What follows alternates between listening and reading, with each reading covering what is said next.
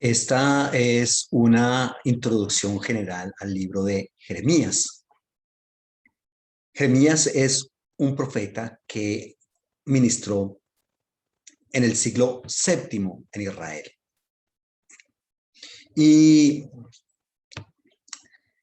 el nombre de Jeremías en el hebreo es Yirmeyah, ¿correcto? Y significa el Señor lanza, el Señor lanza. Jeremías es el profeta que más comparte su vida, sus crisis, sus dudas, sus luchas, sus enojos y frustraciones. ¿Por qué Jeremías es quizás uno de los profetas que tiene que sufrir tanto? De hecho, en algunas ocasiones se ha dicho que Jeremías es el profeta llorón. Qué designación tan lamentable y tan desconocedora de todas las causas que tuvo que vivir Jeremías. Es infame que se le diga a Jeremías el profeta llorón, si es que no se conoce qué fue lo que pasó, cuál es el trasfondo de la vida que tuvo que vivir. Y Jeremías es un profeta que tiene que sufrir tanto porque él viene de familia sacerdotal, por allá, de la familia de Abiatar, y Jeremías es sacerdote, pero Jeremías también es profeta. Y entre los dos roles, Jeremías es más conocido por ser profeta que por ser sacerdote. Pero toda la familia de Jeremías es sacerdotal. Y hay una situación un poco lamentable, y es que sacerdotes y profetas tienen una pelea casada desde hace muchísimo tiempo, porque el sacerdocio nació corrompido. Desde el mismo momento en que se habla de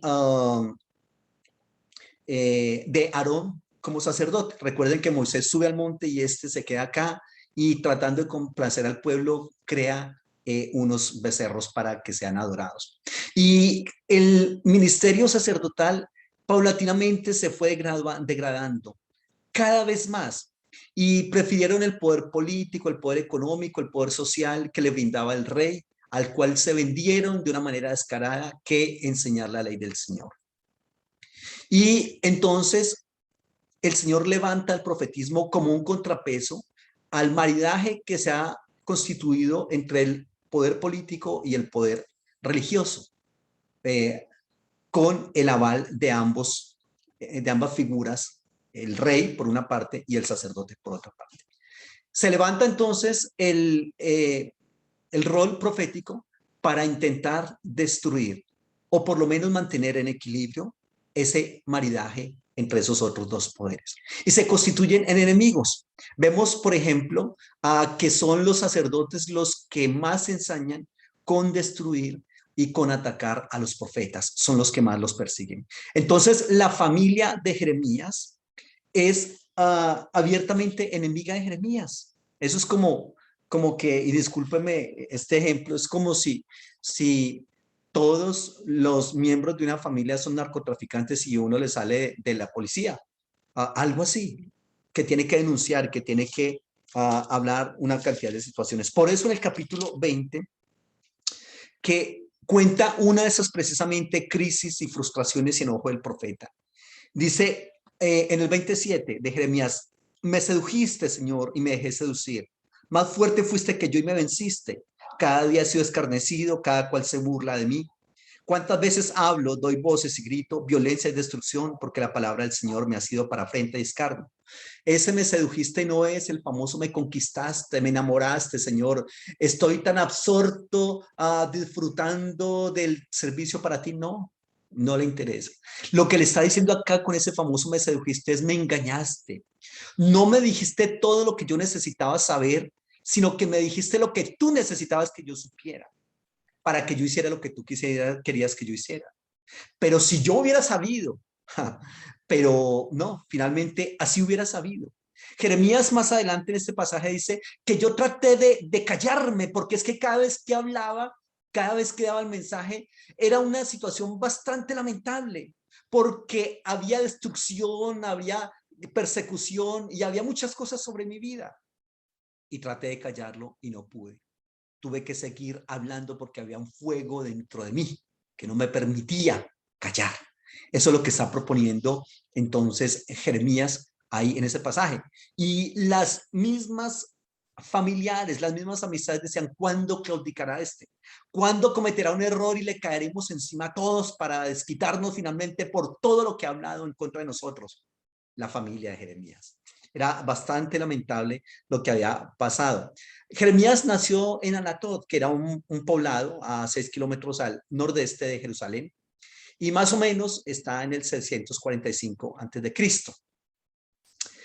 Recibe su llamado más o menos en el año 626 antes de Cristo, y el ministerio de Jeremías se extiende hasta la caída de Jerusalén, hasta la caída total de Jerusalén en el 586 antes de Cristo.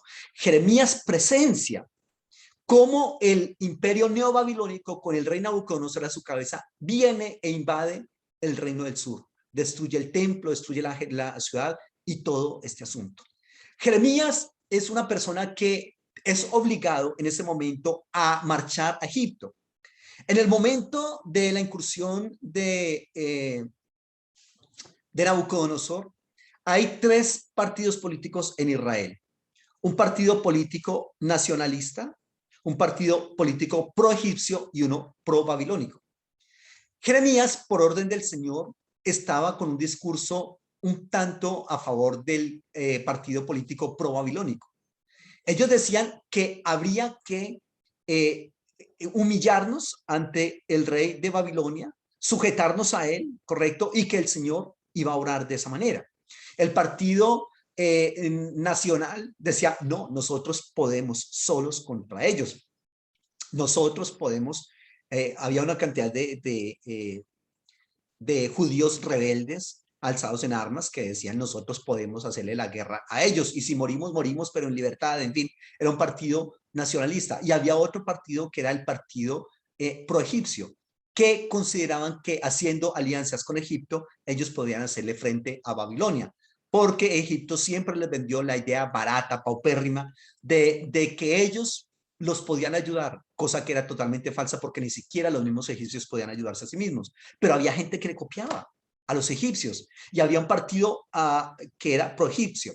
Esos integrantes de ese partido pro-egipcio obligan a Jeremías a marchar a Egipto cuando el rey Nabucodonosor ha ingresado a Jerusalén. Y en contra de su voluntad tiene que ir Jeremías a Egipto, donde muere. No sabemos nada más de Jeremías en ese aspecto.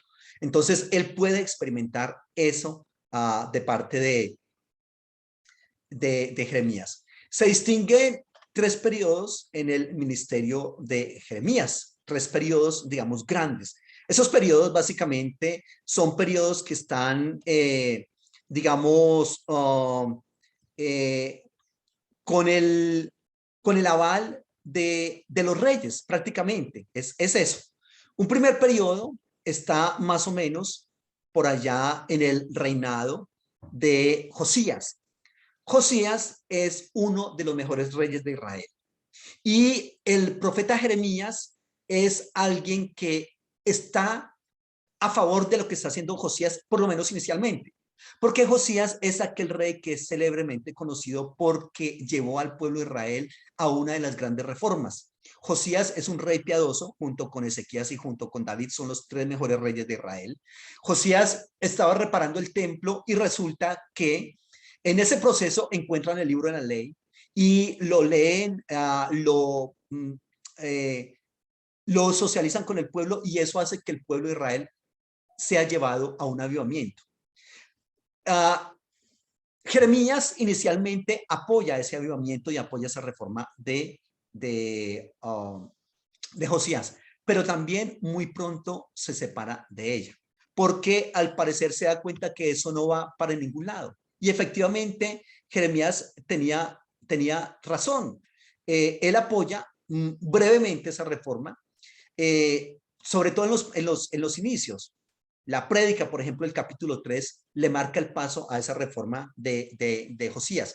Pero muy pronto Jeremías se da cuenta que eso es una reforma de forma y no de fondo. No tiene la culpa Josías. El pueblo ya está demasiado comprometido con todo lo que ha estado pasando.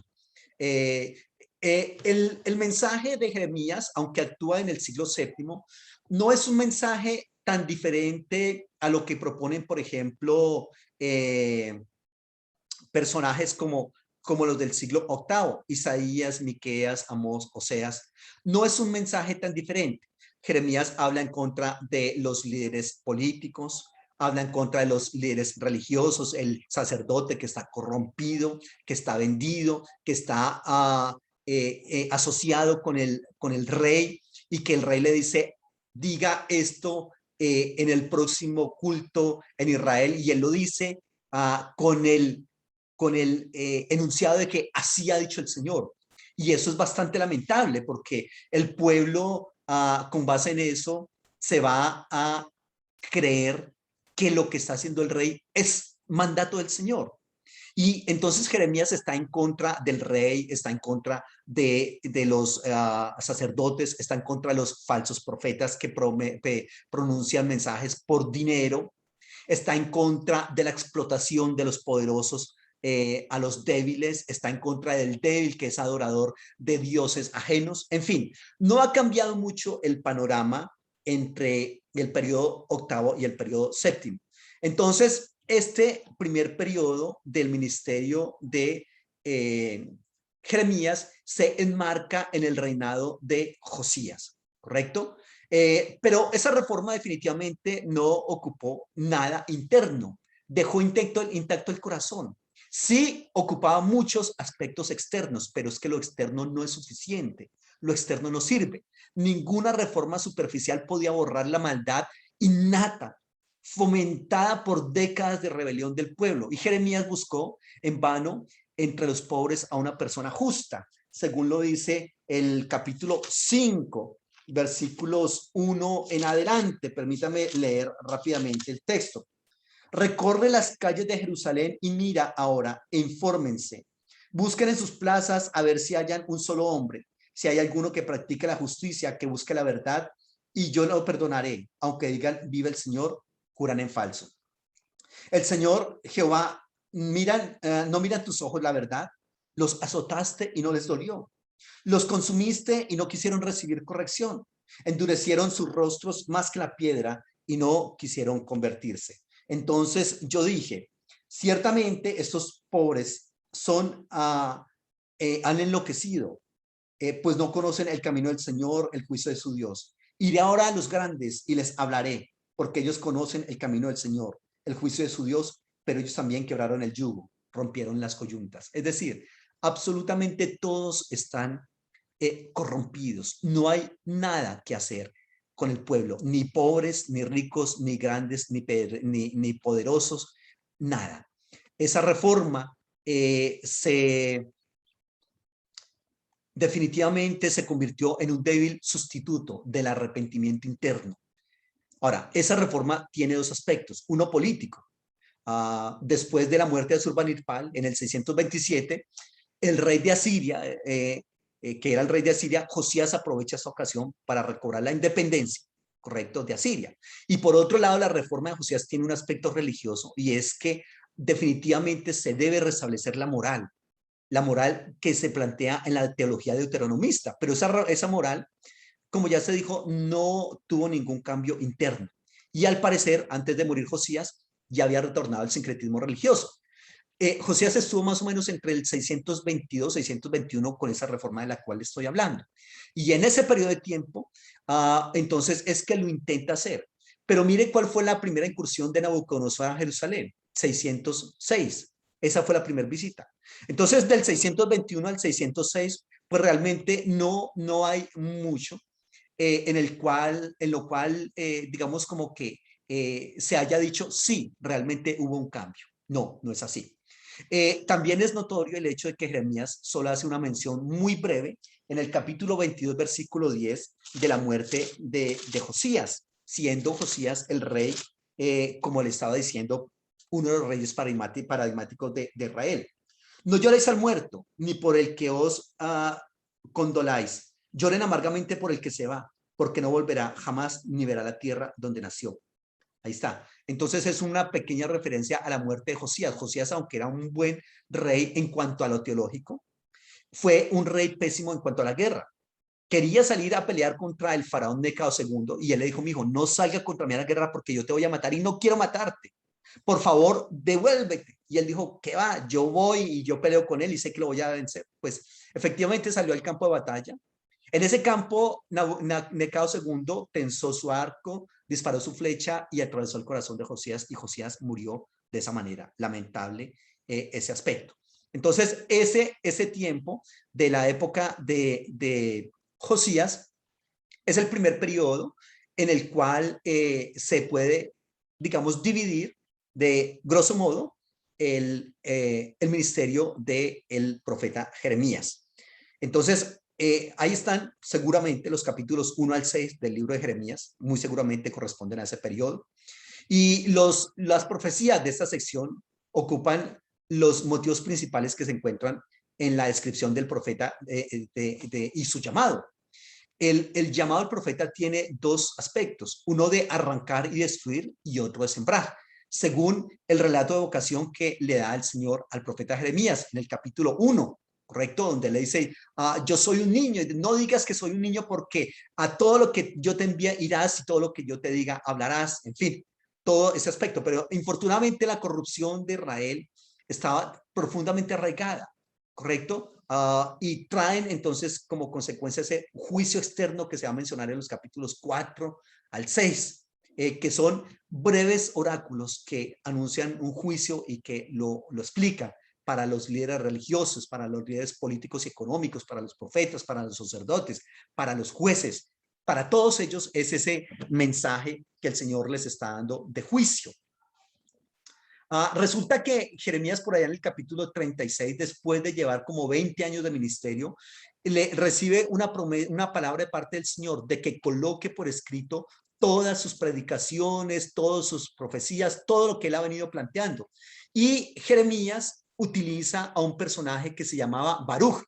Baruch era el escriba, el amanuense de Jeremías. Él colocó por escrito todo lo que Jeremías le indicaba, ¿correcto?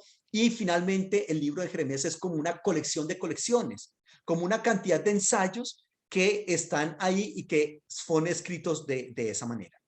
Un segundo periodo es el periodo comprendido por los reinados del rey Joacás, que en la Biblia también se conoce con el nombre de Salún, y el rey Joacim, que también se conoce con el nombre de Eliaquim.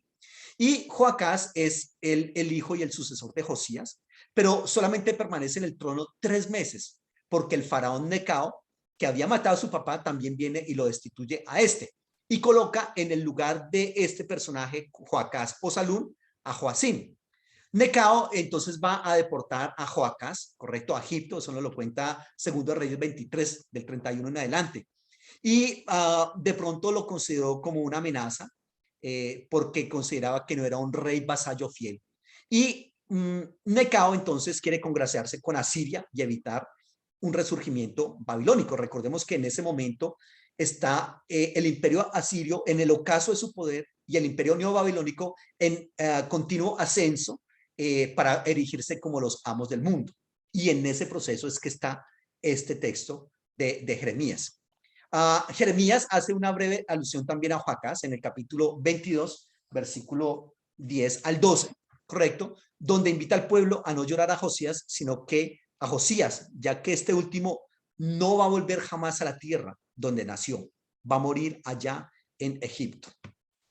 Entonces, el ministerio de Jeremías en esta segunda época que le estoy mencionando, se da básicamente durante el reinado de esta persona, ¿correcto? Y este periodo va más o menos de entre el 609 al 598. Y el profeta presenta a Josías como un rey déspota, injusto, dado al lujo, promotor de la idolatría. Y el profeta Jeremías lanza unos ataques muy fuertes contra este rey y le dice, por ejemplo, de la falsa seguridad basada en el ritual vacío, en el templo, en la circuncisión, en el Estado, en los profetas falsos. Y entonces Joacim es alentado por la derrota que sufrió Sennacherib en los días de Ezequías y lleva al pueblo a confiar en el templo, en los sacerdocios, en los sacrificios, como una defensa ante las invasiones externas. sin importar la corrupción que se vivía, y eso no lo puede soportar Jeremías y dice: un momento, eso es ilógico. Eso es el capítulo 7 del libro de Jeremías, que es clásico en este aspecto, que se le han mencionado precisamente el discurso del templo. El profeta anuncia entonces la caída del templo, anuncia la cautividad. Si el pueblo no cambia su conducta, no hay nada que hacer. Todo eso está registrado ahí en el capítulo 7 del libro de Jeremías. La violación del libro de la ley, del pacto, todo eso que había sido proclamado por Josías, nada de eso había funcionado. Y entonces el pueblo tenía que venir a la destrucción. Entonces el profeta condena la opresión de extranjeros, de las viudas, de los huérfanos, el derramamiento de sangre de gente inocente, la idolatría, el robo, los sacrificios de infantes, que era algo muy popular en Israel. Al dios Moloch pasaban sus famosos hijos por el fuego, ofreciéndoselos en sacrificio. Esto está en el capítulo 7, versículos 5 al 10. Y entonces, en poco tiempo, Joacín echó por tierra las reformas de su padre Josías. Entonces, fíjense que un buen padre, pero un hijo perverso. ¿Ya? Entonces, eso es bastante. Y Jeremías y Joacín, como si fuera poco, tenía un lujo desmedido. Mire lo que dice en el capítulo 22, versículos 13 al 15. Hay del que edifica su casa sin justicia y sus salas sin equidad, sirviéndose de su prójimo de balde, sin darle el salario de su trabajo. Que dice: edificaré para mí una casa espaciosa de grandes salas, y le abre ventanas, la cubre de cedro y la pinta de bermellón. ¿Reinarás tú porque te rodea el cedro? ¿No comió y bebió tu padre y actuó conforme al derecho y la justicia y le fue bien? Él juzgó la causa del afligido y del necesitado y le fue bien. ¿No es esto conocerme a mí, dice el Señor? Mas tus ojos y tu corazón no son sino para tu avaricia, para derramar sangre inocente y para oprimir y hacer agravios. Entonces, esa era la política de Joacín: construir con mano de obra gratis, subyugada, explotada, esclavizada. Ahí está. Entonces, de esta época vienen las confesiones del profeta, porque Joacín fue el que más persiguió al profeta Jeremías. Ahí están los capítulos 11, los capítulos 12, los capítulos 15, 18, 20. Todos esos capítulos corresponden o pertenecen a este segundo periodo del ministerio del profeta Jeremías, ¿correcto? En el 605, los babilonios vencieron al ejército de Necao II en una batalla que se llama la famosa batalla de Carquemis, ¿cierto? Más o menos eso está en el capítulo 46 del 2 al 24. Está también, por otro lado, la muerte de Nabopolassar. Ese Nabopolassar era el papá de Nabucodonosor, y en ese momento la muerte de ese señor impide que se apodere Nabucodonosor de Judá y de Canaán, ¿correcto? Pero en el 601, cuando Joacín intentó liberarse del dominio babilónico, viene otra vez Nabucodonosor contra Judá, con bandas de caldeos, de sirios, de moabitas y de amonitas, según nos cuenta Segundo de Reyes 24:2. Y 3 años después Nabucodonosor sitió Jerusalén, ¿correcto? En ese momento muere Joacín, siendo aún muy joven, tal cual lo había anunciado el profeta Jeremías en el capítulo 22, versículos 18 y 19, o el capítulo 36 también. Y viene un tercer periodo. Ese tercer periodo es el periodo en el cual gobiernan los reyes Joaquín, que en la Biblia también se conoce con el nombre de Jeconías, y el rey Sedequías, que también se conoce con el nombre de Matanías. Esta época va desde el 598 al 586. Joaquín solo va a reinar 3 meses. Imagínese usted la gran crisis política, económica y en todas las áreas que hay en Israel. Que un rey dure 6 meses reinando, o que dure 3 meses, o que dure 7 días gobernando porque lo matan, era una anarquía tremenda en el pueblo.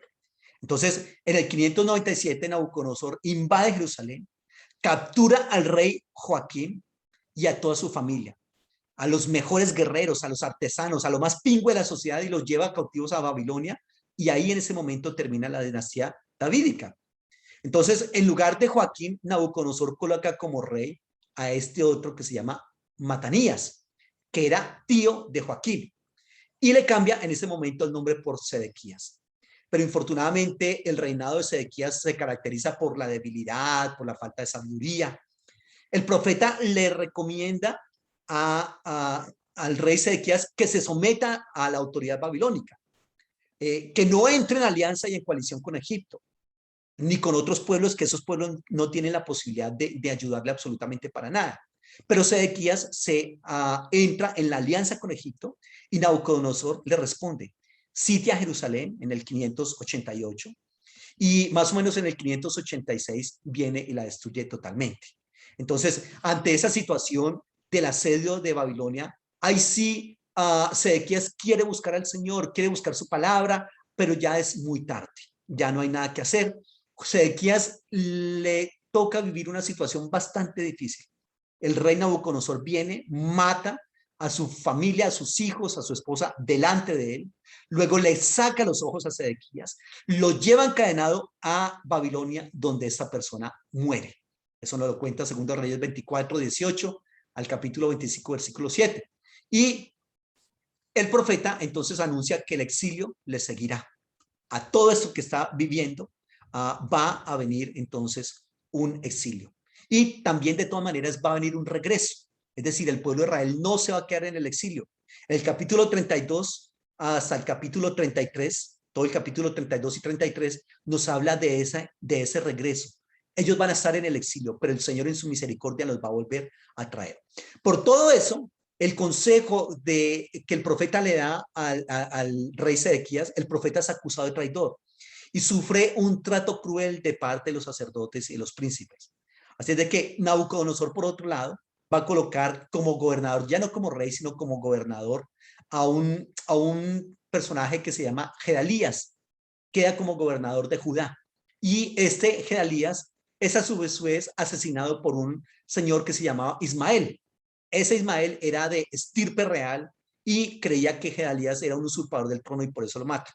Muchos judíos huyen a Egipto por temor a las represalias de Babilonia y, reitero, en ese momento llevan consigo a Jeremías. Y al parecer, entonces, el profeta Jeremías muere en el exilio con todo esto que está pasando. Muy bien. Eso entonces es lo que tiene lugar en el libro de Jeremías. En cuanto al bosquejo del libro, realmente no tiene una organización, digamos, como cronológica o algo así. Tiene obviamente una organización teológica, que es lo importante. El bosquejo del libro lo podemos trabajar en la introducción, que está en el capítulo 1, versículos 1 al 3. Luego están los oráculos contra Judá y Jerusalén, están en los capítulos 1 desde el versículo 4 hasta el capítulo 25. Hay oráculos de condenación para Judá, para Jerusalén. En ese momento ya el reino del norte ya no existe. El reino del norte ya ha sido llevado cautivo hace más de 100 años por el imperio asirio. Recordemos que fue llevado cautivo en el 722 o 721 a.C., el reino del norte, es decir, Israel con su capital Samaria. Aquí se habla solamente de Judá con su capital Jerusalén, ¿correcto? Y entonces todos esos oráculos están en contra de Judá porque ellos no eran tampoco como diferentes a Israel. Los mismos pecados de Israel estaban también en Judá. Y entonces en esos libros encontramos esos aspectos. Luego, en el capítulo 25 en adelante están los famosos juicios contra las demás naciones. Esos juicios contra las demás naciones son los mismos juicios de las naciones que habla Amós, de las que habla Isaías, de las que habla Ezequiel, y también se repiten aquí en Jeremías. El juicio contra esas naciones está, por ejemplo,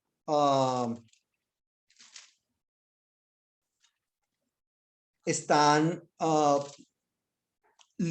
bueno, obviamente está Israel y todos estos pueblos, y está también el ejemplo de esos reyes que están dañando al pueblo de Israel, como le estoy comentando en todo este pasaje. Y hay una cantidad entonces de naciones, por ejemplo, Egipto, en el capítulo 46, está la profecía contra los filisteos, está la profecía contra Moab, está la profecía contra Edom, está la profecía contra Damasco, contra Cedar y Azor, contra Elam, contra Babilonia. Entonces, todos esos juicios están ahí para esas naciones, porque el Señor no va a tener misericordia de ellas. Ahí está, entonces, una profecía también de bienaventuranza, del capítulo 26, 1 al capítulo 35, 19. ¿Listo? Entonces, hay unos sufrimientos de Jeremías en esos capítulos, bastante lamentable lo que tiene que vivir Jeremías en esos capítulos. O, por ejemplo, en el capítulo 36 está cómo el rey Joacín quema el rollo. Entonces el profeta va y le presenta un rollo al rey y se lo están leyendo y el rey dice, no, eso a mí no me interesa, lo corta y lo echa al fuego. Ahí en ese momento el Señor le dice a Jeremías, vuelva y escriba todo lo que yo le he dicho y haga entonces un rollo más grande que el rey ha quemado en el fuego. Luego hay una sección histórica en el capítulo 39, de los versículos 1 en adelante hasta el capítulo 45, versículo 5. En esos capítulos está, por ejemplo, la caída de Jerusalén, está Nabucodonosor cuidando de Jeremías, curiosamente. Nabucodonosor había dado órdenes a Nabuzaradán, capitán de la guardia, acerca de Jeremías, diciendo, tómalo y vela por él. No le hagas mal a alguno, sino haz con él conforme él te diga. Por tanto, Nabuzaradán, capitán de la guardia, el jefe de los eunucos, el alto funcionario Nergal-Sarcer y todos los jefes del rey de Babilonia enviaron entonces a traer a Jeremías del patio de la cárcel y lo entregaron a Gedalías, hijo de Ahicam, hijo de Safán, para que lo llevara a casa y habitó en medio del pueblo. A Jeremías le tocó vivir muchas circunstancias, en la cárcel, en la cisterna, perseguido, azotado, por decir el mensaje del Señor. Recuerda lo que les dije, no solamente él, sino gente extraña y los reyes, sino su propia familia, fueron los que hicieron todo eso. Eso es. Luego hay un apéndice histórico en el capítulo 52, versículos 1 al 34. Es bastante interesante lo que se está planteando ahí. En ese apéndice histórico está el reinado de Sedequías, ya ha pasado mucho tiempo atrás, la caída de Jerusalén y la cautividad de Judá. De todo eso se habla ahí en el texto. Afortunadamente, el texto de Isaías termina con Joaquín, el rey Joaquín, que es liberado en Babilonia y recibe honores allá. Mire lo que dice, sucedió que en el año 37 del cautiverio de Joaquín, rey de Judá, en el mes 12º, a los 25 días del mes, Evil-Merodach, rey de Babilonia, en el año primero de su reinado, levantó la cabeza de Joaquín, rey de Judá, y lo sacó de la cárcel. Habló con él amigablemente e hizo poner su trono por encima de los tronos de los reyes que estaban con él en Babilonia. Le hizo mudar también los vestidos de prisionero y ya siempre comió con pan en la mesa del rey todos los días de su vida. Cada día, durante todos los días de su vida y hasta el día de su muerte, recibió una ración de parte del rey de Babilonia. Este apéndice histórico que termina con este relato tan interesante es básicamente un intento por decir que de todas maneras la dinastía davídica no está terminada y que va a volver a ser restaurada y que va a volver a gobernar en Jerusalén. Eso es lo que se plantea acá. En cuanto a la teología del libro de Jeremías, tenemos que decir en un primer momento que Dios es creador de toda la tierra y quien establece las leyes y que rige el cosmos, que es Dios el que extiende los cielos, que es Dios el que produce las aguas y envía la lluvia, pero que sobre todo es el Dios que crea un nuevo pueblo. Bueno, ¿y por qué se tiene que decir todos esos fenómenos naturales? Porque recordemos que está de por medio la adoración al Dios Baal y que esa adoración al Dios Baal fue la que finalmente llevó a los exilios tanto al reino del norte como al reino del sur. Y a Baal se le atribuían todas esas cosas. Jeremías es uno más del que va a decir, no, no es Baal, es el Dios de Israel el que hace todos esos fenómenos, el que los dirige.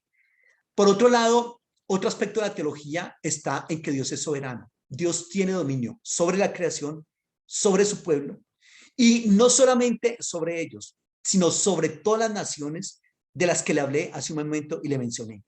Porque todas esas naciones están bajo la tutela del poder de Dios y de la autoridad y le tienen que dar cuenta a Dios por todo lo que están haciendo.